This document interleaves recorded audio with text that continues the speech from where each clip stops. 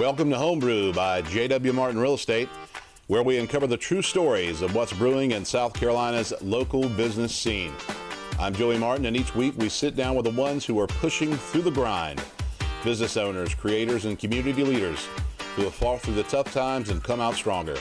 No fluff, just real stories, smart insights, and a whole lot of lessons learned the hard way. Let's dive in.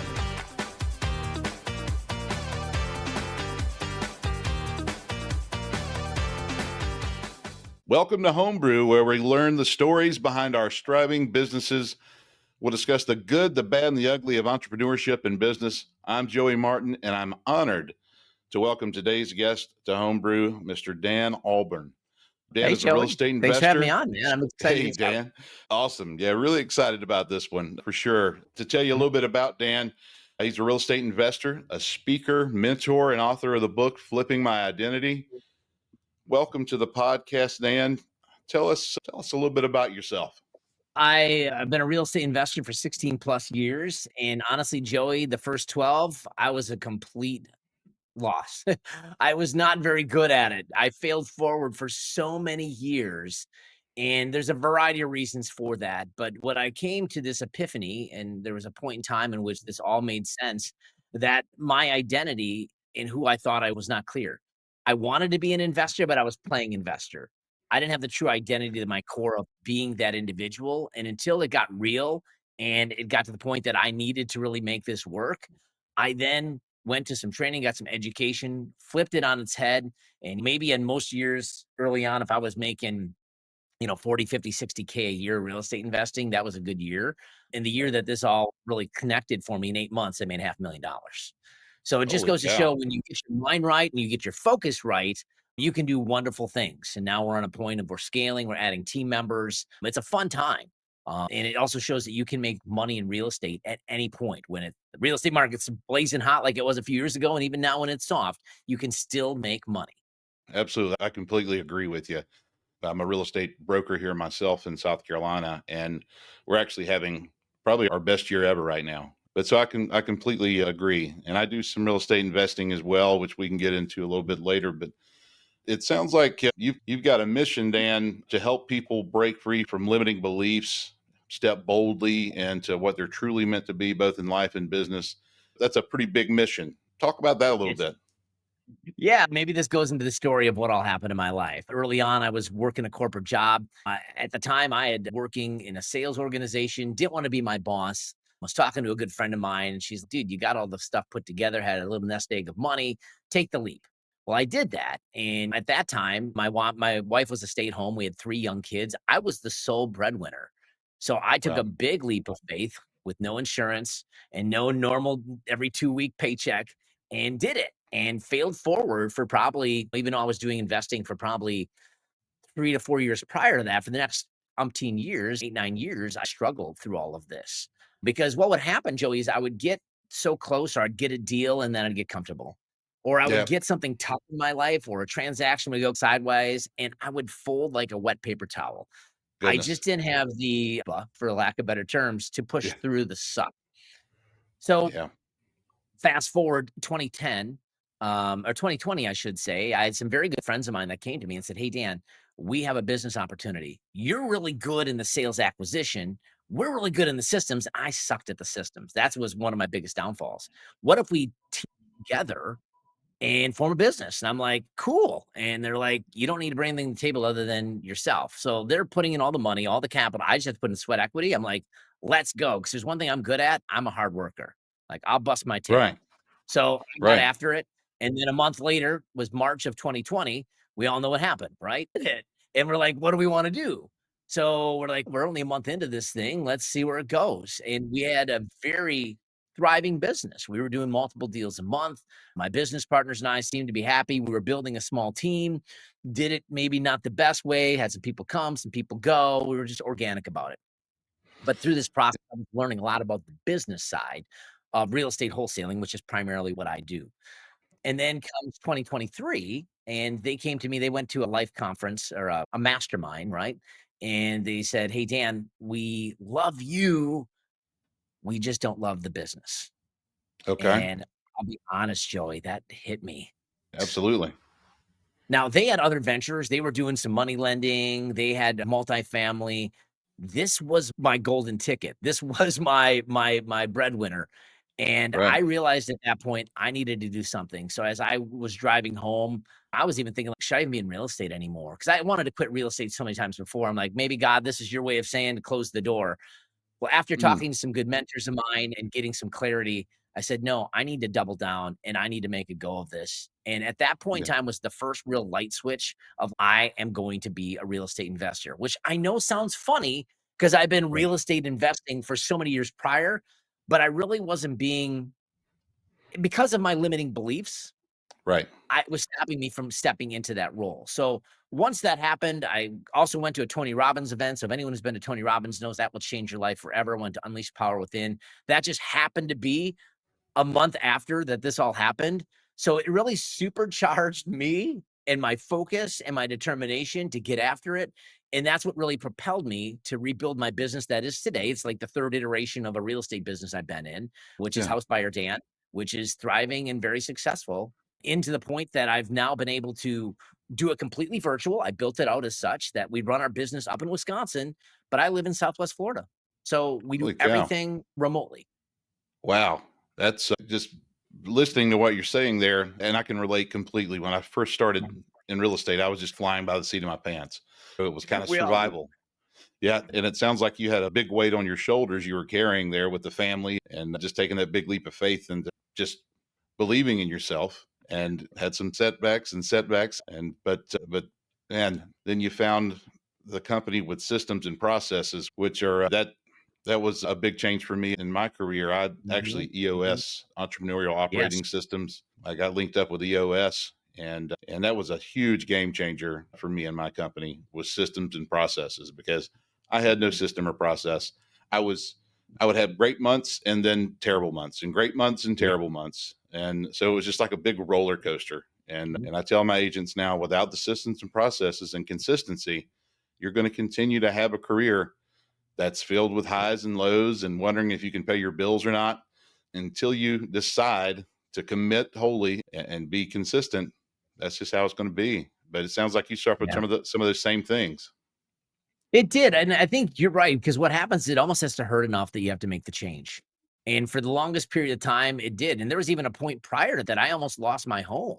If it wasn't Wow. for a good friend of mine, here I am marketing as a wholesaler to people that are going through foreclosure, and talk about a gut check that when you get a call from a fellow investor friend of yours asking if you're okay because now you're on that list. Oh goodness. Oof. Yeah, so that was Wow. me. That was me, and I was like $5,000 away from losing my home, and I had a good friend of mine, who's my dearest friend, that bailed me out at that point in time, and that was really the first real point. I'm like, "Okay, let's get serious with this."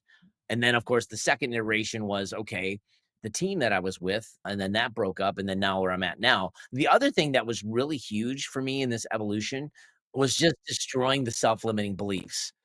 A lot of Yeah. people on this podcast, I'm sure you can relate, Joey, I didn't get anything. I was from a broken home. My dad got in a bad accident when I was 4. It's all written in my book, Flipping My Identity. But really what happened is I did not see like I was worthy of wealth. Like I didn't deserve money. I didn't know how to handle money. So I had a real adverse relationship with it. So whenever income would come my way, one, I wouldn't spend it. And secondly, I was afraid of it. So then Yeah. every time I had an opportunity to grow my business, I would naturally be doing destructive things to prevent myself from really becoming successful. So I had to destroy that mindset of not that I don't deserve wealth or wealth isn't good. I would just say, listen, I'm a good steward of money and I want to bless those people in whom I can have abundance in. So I had to rewrite these statements in my brain, these neural pathways that were from birth almost or to my childhood. I had to destroy those and rewire that, and that allowed me to make decisions better, among other things that I struggled with. But that's where some of the big breakthroughs that I had, in addition to mentorship. Getting Yeah. mentorship for me has been transformational. Every time I've leveled up my game, it's because I've connected with a mentor that really has helped me see things on a bigger picture and gave me a roadmap. Tony Robbins That says success needs clues. So if you know someone that's successful, find that human being, ask them how much, and just find a way to pay that check because it will pay yeah. dividends for you, and your learning curve gets pretty much destroyed because you can fast track it. Yeah, absolutely. I certainly relate on so many levels there. I come from Yeah. very humble beginnings. My mother worked in a textile mill, and dad was disabled with mental disabilities. And so I can certainly relate to where you're coming from. When you don't come from wealth, or you don't have someone to teach you about that stuff, it's just never a discussion at the dinner table at home. Yeah, it's never even talked about. And in my world, there was no talk of college or the next level. It was like pretty much just get a job at the mill, get a steady paycheck, and that's considered happiness. And I tried those things, and it was not happiness for me. So I can certainly relate to the humble beginnings. Absolutely. Mhm. Absolutely. Those Absolutely. limiting beliefs, man, it's so true. It's almost like you don't feel like you're worthy of success or worthy of wealth. Yeah, touch on that a little, And if there's you will. that. Yeah, and there's also the imposter syndrome. And early on, there was other people in market that were successful, and I was trying to compare myself to them. And don't do that. If you got agents on your team, and there's even more agents and investors, and you can see all the billboards and the TV commercials of these agents that are highly productive, right? And you can look at that and be like, that'll never be me. Why not? The Right. reason is you're comparing yourself to someone. Compare yourself to yourself. Be the best version of you. Don't try to be Susie Homeseller. Be Joey, be Dan, and figure out what Right. that is and compete with yourself. When you do that and take off the limiting beliefs that you have to be someone else, people want to buy from or use you as a realtor or use me as an investor because they want to trust us, right? So if you can just be Absolutely. honest, genuine people and you have a great process that can get the results they're looking for, sell their home at a high price and sell it quickly, or in my case as an investor, the opposite side, they wanna just have a no hassle, no frills type transaction with just knowing exactly what's going on and being transparent during that process. That's what gets you to be successful. And so when you change that mindset and just realize that gives you the power to push through all the challenges of just running your business, because running your own business is not easy. Absolutely. And so, Dan, our this podcast is for entrepreneurs from all walks of life, and so people may not understand wholly completely what wholesaling is and what your business is. Sure. Can you touch on that just a little bit? Yeah. So what I find, how I explain it this way is wholesaling is for a seller in which the traditional sale, like with a realtor, really isn't the ideal solution. So we're investors. Like if anything, the best way to think about it is if you go to a club like Sam's or Costco or BJ's, whatever's in your market, right? These are wholesale companies. And what they do is they basically are the middle person that basically get these products at pretty deeply discounted prices that you're able to get some savings and get a good value from. We do the same with real estate. So, why that works is that we go to sellers many times who just don't want to go the traditional sale. Case in point, let's say a mom recently passed and she was a hoarder and the home is filled to the gills. They don't live in town. They don't know what to do. They don't have the wherewithal to really make this property sellable. So, they can reach out to someone like me as an investor, in which we will work with them, craft a solution to help get the property sold, and of course, yes, it's at a discount. We need to make a profit. We're very clear with them. And then either us, we still buy properties from time to time, or many times we have a network of buyers looking for those type of opportunities that will partner with them. So what we'll do is we'll go under an agreement with the seller and we will then say, listen, we are going to find a partner to work with us to transact this. So we're very clear, we're open, we're transparent. They know if we're not going to be the end buyer, I'm not telling them we are. I say, listen, Right. this is how it's going to work. We have the option to purchase, it's contingent on our end buyers. And they get it. We're just honest with them. So then we go talk to our buyers and do some marketing and things like that and position it. Once we find that person, then we sell the contract. Okay. We're not selling the property, we're selling the piece of paper to another contract, to another investor. They are buying that rights, and that's how we make our money. Much like Sam's Club gets a discount from, let's just say, the Gap, right? I just bought some Gap shorts at Sam's the other day. They get a Right. deeply discounted on these shorts for $5 a pair. They sell them at the club at $10 a pair. They make their profit, right? So it's the same idea. But how this works is that we're just helping people in which agents are great people. Many of my friends are agents, so I have no beef with them. Right. But many times they don't understand that there's more ways to sell a home than traditionally through MLS. And that's where this can Sure. be a nice a change of pace for those type of people who feel like they don't have options. Sure. And I have a confession to make, Dan. Yeah. I'm guilty of, I went through a period of time where I just didn't like Mhm. wholesalers. I was like, Yes. yeah, those guys, they're no good. But then I, and that was because I was introduced to wholesaling the wrong way. The Mm, person who yeah. taught me about wholesaling was being shady about it. And worst case scenario that could possibly happen happened Mhm. under his mentorship and guidance. He had gone to a little old lady and said that he could purchase her home and it's going to close in 90 days. She's a little frail old lady boxing up all of her things, ready to move out. Then he doesn't find a buyer for the property on the other end. And so something you said that's very important, that I think wholesaling can be done in an honest fashion and it can be done ethically. And it sounds like you're doing it the right way, to where you're being completely transparent with the individual, and you're not saying, "Hey, I'm buying your house, no questions asked. You go ahead and start packing up." It sounds to me like you're doing it right. You're saying, "Hey, we're connected with a lot of investors, and we're going to present your property to our Mhm. investors, and we've had a X percentage chance of being extremely successful at this. So I feel really good that we can make this happen." Sounds like you're doing it Yeah. right. So shout out to you on that.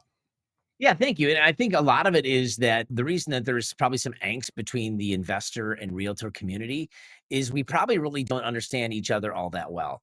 Realtors are told that this is the way you buy and sell homes. And according to the state realtor board, that's exactly correct. And your job as a realtor is to get the seller, your fiduciary responsibility is to maximize the income that a seller can make off their property. So Right. that is your job. Us as investors are on the other end of the spectrum. Since we are going to be the ones that are principal in the transaction, we're not representing anyone. We're going to be signing our name on the contract. Our job is to make a profit, right? But we want to do it in a fair and ethical way. So one of the things that we really do, Joey, is we have a long conversation with the seller. Yes, we know you want to sell the home, but why? What's the real nuts and bolts behind this? Because these people are in some distress situations, and many times it's deeper than the surface level stuff, like, "I'm going through a divorce," or, "We just need to find a new place to live." So we have to really figure out what the solution is, and then it's more than just buying the home. Sometimes it's, "Hey, can you bring a clean out crew? Can you help me find another place to live? Can we stay an extra month or 2 because we can't move because my son's in school until June, and we need the money now?" So we can get creative a lot of ways in which I think realtors that are smart and savvy understand this, and they're not much different than us. It's just a different hat you need to wear. And that's where the duality can be challenging. And that's why states like yours in South Carolina, because of some of the people who've done it incorrectly, it gets a bad name and then they ban it. They say you can't do it Right. anymore. So it's unfortunate because I think it's a great solution for Hmm. certain people who need it. And the other side of the coin is this, is that if I'm talking to a seller and I'm looking at their situation, I'm like, "Why are you not talking to Joey? Like, why are you not listing this with a realtor? Honestly, you're gonna make more money." And I've Right. had that discussion with people, and they still chose to go with me because they wanted the ease and the convenience of not having the showings and things like that. And there's certain times when people are like, "Yep, you're absolutely right, Dan. I'm gonna go list with a realtor." I know that every night that I fall asleep on my pillow, every transaction we do, Joey, it's not done in a way that's against my morals or more importantly, my company values. And I can hear that, and in the message you convey, I can definitely tell that when you talk about it, it sounds like you guys are doing it the right way, doing it in an ethical fashion. And Mhm. also, as a real estate investor myself, I have probably 32 units of Wow, okay. long-term rental. Actually, 6 of those are Airbnbs, but long-term rentals. I've purchased homes from wholesalers myself as an investor over the years too. I definitely don't. I've changed my perception, and there's good and Yeah. bad people in any industry, and Mhm. whether it's wholesaling or realtors or attorneys or doctors, there's good and bad people in any Yeah. industry. And so I definitely make certain that I'm working with the good ones, the ones who work ethically and have a moral code. And sounds like they take the Yeah. sleep at night test. That sleep at night test is so important. So And truthfully, in my company, we won't do business with people if they're not gonna be above board. From the yeah, title company to other investors that we work with, if they're gonna be shady or deceptive in the things that they're doing, even if they're good cash buyers, I just will not work with that person. It's against who I am. We have 5 core values in my company that we filter everything through, and if it doesn't pass the sniff test, we just don't do it, even if it's a chance to make us a lot of money. The number of times, Joey, that we've actually done the right thing and made less money, just the right thing to do. There's times you come to close and there's a lien that needs to get paid off, so instead of running the screws to the seller, let's split the difference, let's figure it out, and we take on less money. There's right. one time that we did deal just because the seller needed to get it sold. This was last year. We Yeah. broke even. I think we lost like maybe $500 on just some costs of like our side of things. But it Sure. was like 6 months to close. We had some back and forth of this, that, but the seller really needed to close. Now I could Yeah. have put my stick in the sand and there's line in the sand, be like, no, we need to make a profit on this. But at the end of the day, it was the seller that I was trying to serve. And I know there'll be more other opportunities and there's other chances where we've done very well on deals. So you do the right thing all the time, it will work out in the end. It all balances out, all comes out in the wash. Yeah, absolutely. So it sounds like if you're in Florida and most of the properties that you're Yeah. working with are in Wisconsin, you must have some very serious systems in place. So what are some of the key systems that really helped take your business to the next level? Yeah, I think having a CRM, if you don't have a CRM, whether you be an agent or if you have sales and customers that you're dealing with and you need to manage that and lead flow, Excel is great for a lot of things. It's not meant for managing that type of stuff. You're Right. going to get lost. So that's the first thing is having a CRM that you can bring in your leads and working them effectively. The other element right now that I think a lot of people are tapping into is AI. How can you leverage AI to have automations, whether it being using tools like Zapier to have things that just happen without you pushing a button, or a lot of the CRMs now, depending on what you're using. I use one that's specifically for real estate called ReSimpli. It is the best in the industry. Very economical because even for the new guy, it's only I think $200 for the year, and you can take like a 14-day free trial to try before you buy. But Wow. What is that? that What has is all that stuff reception? built in. It's ReSimpli, RE and then SIMPLI.com. Okay, I'm going to check that one out for sure. Yeah, check it out. It's a great tool. It's investor focused, so it has all that built into it, but it's in so much that when someone comes into your system, there's automations that can send them text messages because they've opted in already, right? They've raised their hand saying, "Hey, I want an offer on my home." So we'll start communicating with them. In addition, that you can call out of it. There's a lot of things they do, and there's AI components where there's auto dialing that an AI agent can call or AI text agent can happen. So having that stuff is important because it's more than just making one call or sending one letter. So with the systems involved, having the CRM is important and then understanding marketing. Because truthfully, yes, we're a real estate investor, but I'll be honest, we're a marketing company that just happens Hmm. to deal in real estate. So the better you can understand marketing and the channels and knowing your KPIs of what's good, what's a good rate of return, what's a response rate on direct mail that I should be happy with. So you're not blowing money on all this stuff and wondering, is it working or not? And that's the Yeah. other element that I talked about earlier of having mentorship or partnering with other people in industry that know what's going on. Because why would Yeah. you just fail forward? So if you can know, okay, if I get a 1% response rate on direct mail, you should be whistling Dixie because that's really good right now, right? Because a lot of people don't Right. open mail. Whereas if you're Yeah. sitting at point 1, point 2, you might think that's good or is it bad? You don't know. So Right. it's knowing what channels can get you in front of the right people, who are the right people you need to talk to, and then what are the different marketing techniques you can use to That's find these people. So I think those are real pivotal things. And as I built my business out remotely, I just learned to leverage other people. And my business is exclusively systems. I don't live in the market. We're selling homes. So there's wow. online tools and resources that we go to vet the properties to make sure that the sellers, not that they would ever lie, of course, but to make sure Right. they are as what they say. We get pictures, videos, verify everything. And then we have local connections in market. Now, I used to live in Wisconsin, so I have a great title company. I have a transaction coordinator that helps with all that stuff too. So we have the right people in the places to be able to do volume.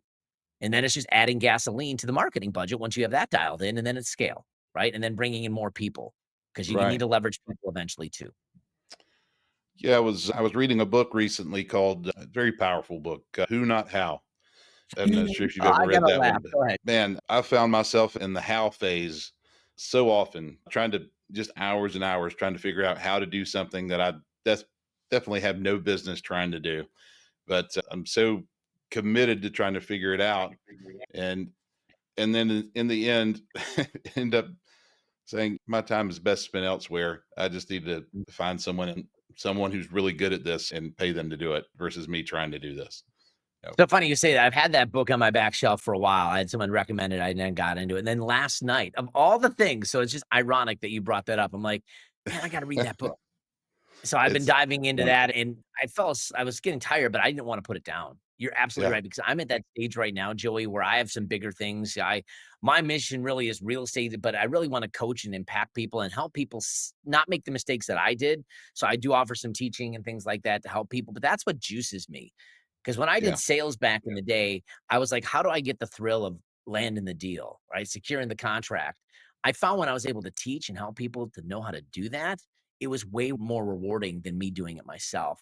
And that's really what the fuel is of where I want to go with this. So I need to find people who can help me grow and scale my real estate business so then I can focus on the things that juice me and can empower me. And that's the Yeah. who, not how. Yeah. Yeah, absolutely. I relate on that level too. After I've been in this for a very long time now, 25 years, and the why has changed a bit over the years. And Mhm. so the why for me now is I love to help people not make the same mistakes I did and maybe cut down on that learning curve from 20 years to cut that in half or even better. And then to see someone that under my guidance has been successful and been able to really provide for their family and start to look at see the light at the end of the tunnel that they're not going to have to work for the rest of their lives. Yeah, I agree with you. That's No, really I think it's cool. healthy to think of that. I'm glad you brought that up because your why will change. And I think it's always a constant change of why. And a lot of what I teach is on identity, of like understanding who you are. And there's different seasons of life. For me, I'm my last child who's 18, 19 now. He moved out of the house a year ago. My why changed a little bit, right? My focus on the things that are important. I don't need to have focus on the young kids at the home. My wife's identity changed a little bit because the stay-at-home mom needs to evolve into something else. So when our an identity shifts, it also will shift our why. And the more we can lean into who we want to be, that gives us the power to push past just those because we always have limiting beliefs. It's going to be a constant evolution of just analyzing, am I true to who I want to be? And that Right. who I want to be is identity. So if that's the case, then we build out a why. My wife and I just sat down over the weekend and put together our dreams and want list again. We do that from time to time, and it's always been cool how we've been able to check off the things because we're focused on it. It's part of our why, right? Moving to Florida was part of our why. We wanted to be near the ocean, and we were Yeah. able to do that with conscience, with focus and energy. So, yeah, I think you're always looking at that and having a pulse on yourself and too often we're so busy, Joey, that we don't take time to think about ourselves. We're so busy in the minutia of the business that we never take time of like, how can I improve myself? Right. Self-improvement, whether it be reading books, going to seminars, things like that, you gotta invest in yourself. You really do. Something you said there really stood out is that to me that really struck a chord was that the why changes over as your identity changes, and it's just different stages of life. And so that really got my gears turning a little bit. Like my why changed at different as my identity changed at different stages in my career, and so that's so true. Absolutely. So I really like your point of view on that. And like with anything, like when you first learned to ride a bike, you weren't good day one, you scuffed your knees a little bit, but you got back on the bike, right? I don't know how many kids Right. ride bikes this days. Now they're the e-bikes, but back in the day, you and I probably had bikes with the training wheels. And once those were taken off, I remember having the cinder block next to me because I was big enough to ride the big boy bike. And I would ride, and you learned it. So you'll become more self-aware of yourself. So the goal is as you grow through this process, you can understand as your life changes and your identity changes a little bit for the good, your why will change with it, so it won't be as challenging as maybe it is earlier in life. Yeah, absolutely. This is a question I like to ask everyone that comes on the podcast Sure. because it's been one that's been a real challenge for me. And do you believe in work life balance? And if so, how do you balance work, family, and play? It has to be. I think there's seasons for all of this. I will say truthfully, if I'm being completely transparent, this is a season I'm probably not doing the best of that. I'm trying to build some things. I'm trying to build my real estate business. We're in a pretty heavy scale process, but I've also the who not how, I brought in an assistant. 'Cause I know I can only do so much. I'm the Right. visionary. I need an integrator, and I've been very blessed to find a rock star. Her name is Danielle, who's come in and really just been a huge advocate for me. So I think you have seasons Right. of life Yeah. where you have to balance that, where work's gonna take a little bit of a priority over family. But I guess the key piece of this, Joey, is time management. What does your calendar look like? Right. We all you should be living and dying by a calendar. If not, you need to start because that's part of the problem. But if you take your time, like if you pull up my Google Calendar, it's color coded on the things that I'm doing. This is work related. This is personal. This is coaching. This is blah, blah, podcasts, right? So at the end of the week, I can look at a pie chart of where my time's being spent. And if a Yeah, bulk of that is on work, okay, that might be okay. But you have to understand if you have a wife and kids, what are you doing work for? exactly. Are you Yeah, sacrificing? People always say, honey, I got to do this to get there. My wife sometimes jokes that I'll say something like that. But then are you conscientious enough to like, okay, this weekend there's no work? Honey, yeah, let's go check out something cool. Let's go check out a preserve here in Florida. Let's have a pool day where we just sit outside and or go to the beach, right? And let's just hang out together. Turn off the phone. So yeah. that's where system processes come in play that can protect your time, Joey, that when those things happen, that you aren't the bottleneck. Now, Right, if you're brand new and trying to figure out, you're like, but how do I get to that point, Dan, Joey? You get there eventually because you realize you need systems, processes, and people, and you set healthy boundaries in your life. right. If you get Yeah, a text at 8 o'clock at night, guess what? It'll still be there at 8 a.m. the next morning. So don't be at the beck and call of other people. You get to call the shots. When you run, that's the whole reason we're an owner, being an entrepreneur, right? We want to be in control. But how often do we let other people control us? Set your that's a boundaries, tough one. live by your calendar, and just tell people that's the way it is. If you want to get Yeah, a hold of me, guess what? I'll get back to you at 10 o'clock the next morning. yeah, And I know it's sometimes in real estate, it's like you got to transact, you got to move fast. There's some of that, but you have to have a healthy balance in both of that because if you're completely subservient to the phone going off, and I don't have my phone with me, I tend not to do that when I'm on these podcasts. Otherwise, I'll be looking at it. So I put it right, away.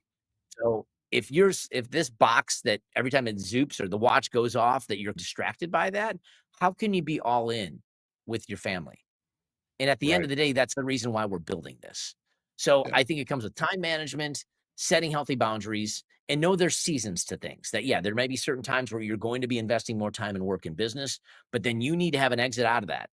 It can't be just grind, grind. You have to know, like in 6 months, I'm going to get someone who's going to help support me so I can buy back my time. The book, Dan Martell, Buy Back Your Time, read it. I'm And that's exactly definitely going what to it check talks that about. one out. I haven't read that one. Excuse me. I'm a big book reader and or a lot of specifically audiobooks, but I lit I'll say and with this book specifically, not to cut you off, mhm. Joey, is that this book is not just a read book. There's a do portion of this. And one of the things that Dan asks you to do is a time study. And it sucks. I'm gonna Yeah. call it right out. It's not fun. But what you need to do for 2 full weeks is because we all think I have no time. It's garbage. Hmm. We have a lot of time. We waste a lot of time. So what this is like literally from 12 midnight to 12 each day, you document every 15 minutes what you're doing. Sleeping, eating, taking the dog for a walk, having a business call, dealing with a troubled seller, whatever the case may be. You document all of that. And at the end of those 2 weeks, you can then see what are the money-making activities. And you're gonna find there's probably a lot of holes in your day that you're zooming social media or frivolous things. Now, there is a time of that. You need to have a point in time where you can check out and just get some bearings, right? I do that. I'm a 50-year-old guy that still plays video games from time to time, right? So I have Right. elements of that in my life, but I don't let it control me, and I have healthy boundaries on that. So by doing that, you're really gonna see where the opportunities are, and then if you think, if I spend time on the true money-making activities and find people doing these other menial tasks for maybe 50 to $30 an hour that you can get an assistant or an admin or a VA, now you're buying back your time. Now you can do more of the things that are going to generate income. So it's a compounding effect. So I just wanted to share with you, it's not just a book that you read and digest. There's actually a do portion of this book that you cannot sugarcoat or go past, because if you do, you're missing the whole concept of that book. Yeah. I'm going to check that out. Most Yeah, definitely. man. I Sure. appreciate the recommendation there. Yeah. And I like what you said there about seasons because when I first started my company, there was a decade of just survival. And it was not pretty at first. And you wear every hat in the business for a while. And Mhm. so then you evolve to figure out that you need some systems. And so I get completely what you're talking about. And the various seasons, I like that a lot. That makes complete Mhm. sense. That first season, I tell you, it can be tough and I think that's if you can power through that first season of just wearing all the hats for a while, then that's probably make or break moments for people is powering through that first difficult that season.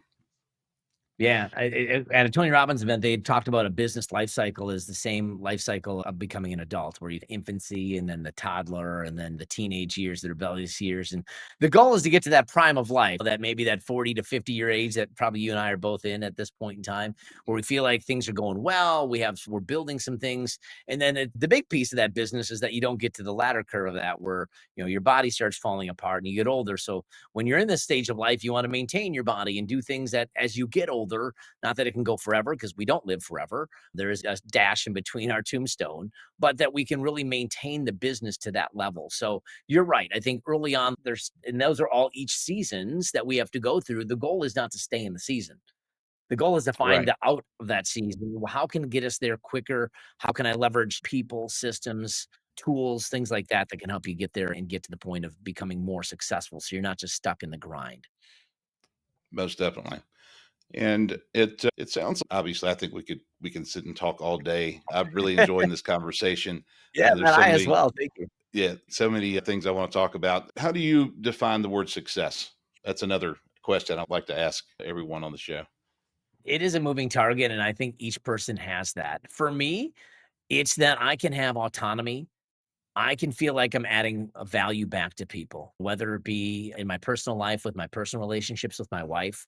Successful marriage is something in which she feels fulfilled, that I am there for her. Us as people are always going to let us down, right? That's the misnomer. I'm a big man of faith, and there's really only one person that can give us true security, and that's my relationship with Jesus. But that aside, success for me is whenever I think that we can add value to other people. There isn't necessarily a dollar amount Right. of what success would look like in my mind. I wanna be able to have the freedom and the autonomy to live life on my terms, and more importantly, that I can add impact to people. Because as fun as it is to go to the beach, you can only do that so many days out of the year and just hang out and see cool things. That's fun, Right. and that's some of the fruits of life, but really the most powerful thing is how can we help other people have moments of time too? So if I can, Yeah. through my journey and through my challenges and through my business ventures, help empower people to see how they too can be successful, whether through real estate or just life in general, because the principles that I know are applicable to anyone. I know real estate well, so I can teach people how to do wholesaling real estate. That's the easy part, Joey. Really, it Right. is. It's the mindset piece that we talked about earlier, that if you can't overcome that hurdle, it's gonna prevent you from really any success. So that really for me is what drives me, what shows me it's success. Even this morning, I had a team member of mine come to me and had just a challenge, but he felt open enough to say, "Hey, here's what I'm struggling with. Help me see this." And we got done with the call, it was extremely healthy. He's in Nigeria. He called me. I was walking the dog this morning. I took the time. It wasn't work hours, but I took the time to invest in him. Those moments that juice me. And then you and I had a great conversation to start off the day. So it's like these are the things that get me fired up each and every morning to jump out of bed. That's a Yeah. successful day. Yeah, most definitely. And I think it's with everyone that I've spoken to and I've asked that question, I think one common thing that I've seen so far is that it's never really money. And I think people think of success as money. And for most people it equates back to freedom, having more time to spend with the family, having more time to help influence others. Mhm.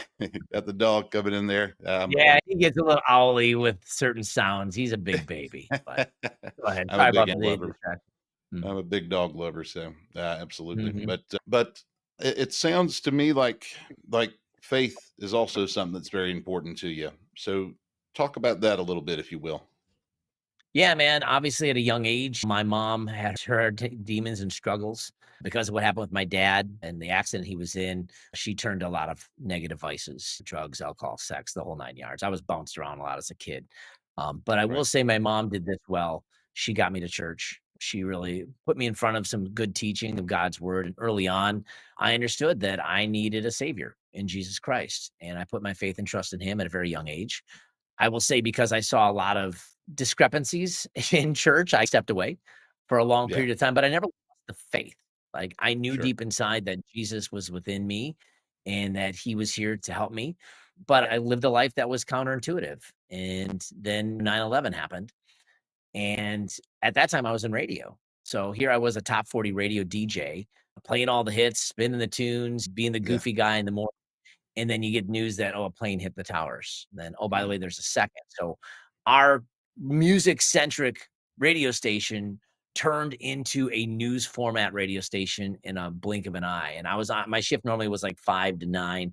I was on air till 11 o'clock that day, just trying to figure it out, and then glued to the news to afterwards, just trying to figure out what happened. But that was a Yeah. moment of my time, because what I didn't tell you is the weekend before I told my wife that I wanted a divorce and we need to be Oh, wow. separated.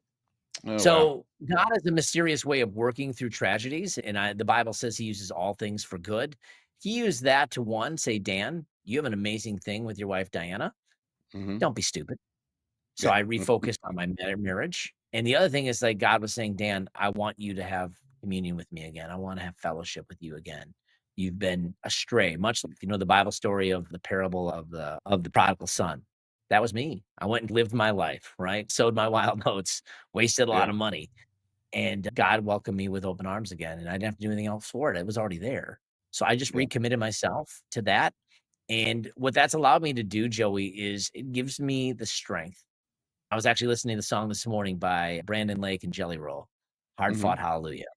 It's what a great anthem. Like, no matter how hard it is, when the storms of life come at you the toughest, that's when we need that hard fought hallelujah. I was doing a Bible Absolutely. study just recently about the idea of trials and tribulations and joy. And did you know almost every time that in the Bible it talks about trials and tribulations, it's followed by joy? Why is No, that? that's in, Because we realize that the trial is what it is. We aren't always going to be rescued from that. Paul's a prime example in the Bible, but they were right. always joyful because we have Jesus with us. So that faith in Christ is my anchor, because my life isn't easy. There's a lot of challenges Right. I've faced with many times, and you know this, Joey. Being successful, with more success comes Biggie Small said it best: more money, more problems. That's true. Absolutely. Yeah. Most So when definitely. you have more problems, they just become bigger. So if I didn't have that anchor in my faith that lets me know that we'll figure this out, I don't focus on the problem. I focus on the solution. And at the end of the day, I just use Christ to say, listen, I'm going to do something today, and He's going to work it all out. May not always be the way that I intended it, but it's always the right thing. So that is such an anchor in my identity of who I am. I would dare say it's the core piece of my identity. And without it, I would be a ship without a rudder in the ocean. All right. I love that. I love that. I tell you what, I can certainly relate there as well. I've certainly had my gracious plenty of trials and tribulations throughout my career, and I turn to my faith every time. Whether sometimes you don't Mhm. realize you are, but whether you realize it or not, sometimes. But yeah, it's always the answer. Yeah, I would Mhm. agree with Yeah. you there. Well, Mhm. Dan, thank you so much for joining us today. I seriously think we could talk for hours and hours. I've thoroughly enjoyed I love it, this, man. and This has been great. I love doing this. I love talking stuff like this. When we talked beforehand, I already knew coming into this was going to be a great conversation, and I've enjoyed it thoroughly. Thank you. absolutely, you have a powerful, just powerful story, and I can really see you have a true passion for what you're doing. Tell the listeners where they can find you, where they can find your book. Tell the listeners where Absolutely. they can find, yeah, on social media, all Yeah, the you can different follow me on places. socials. Yeah. Thank you. Thanks, Joey. You can follow me on socials. My business name is House Buyer Dan. So you can find me on Instagram at House Buyer Dan. You can also find me on YouTube at House Buyer Dan. If you want to follow me on Facebook, it's at Dan Ahlborn. So it's my full name like that. And I have a free ebook that I'm willing to give away. So if you just DM me on Instagram, I'll get you access to that. And also a free Facebook community. If you want to be like-minded people like this, like Joey, like myself, and just network. It's a fast growing community. So you can join for free and be a part of that. It's mindset and real estate. It's flipping my identity, real estate and real identity. If you message me on either one of those platforms, I'll get you access to all that stuff. Fantastic, Dan. I'll be joining that group myself. I'll make sure to do that Awesome, today. man. Looking So forward to engaging with you that way too, brother. yeah, most definitely. Thank you for being on the show. I just sincerely and humbly thank you for joining us on Homebrew. And for the listeners, thank you for tuning in to today's episode of Homebrew, where local entrepreneurs share their stories, challenges, and victories. Remember, every big business started with a bold idea and the courage to take the first step. So stay inspired, keep building, and join us next time as we continue to celebrate and support our business community. Until then, keep hustling and making an impact right here at home. Thank you so much.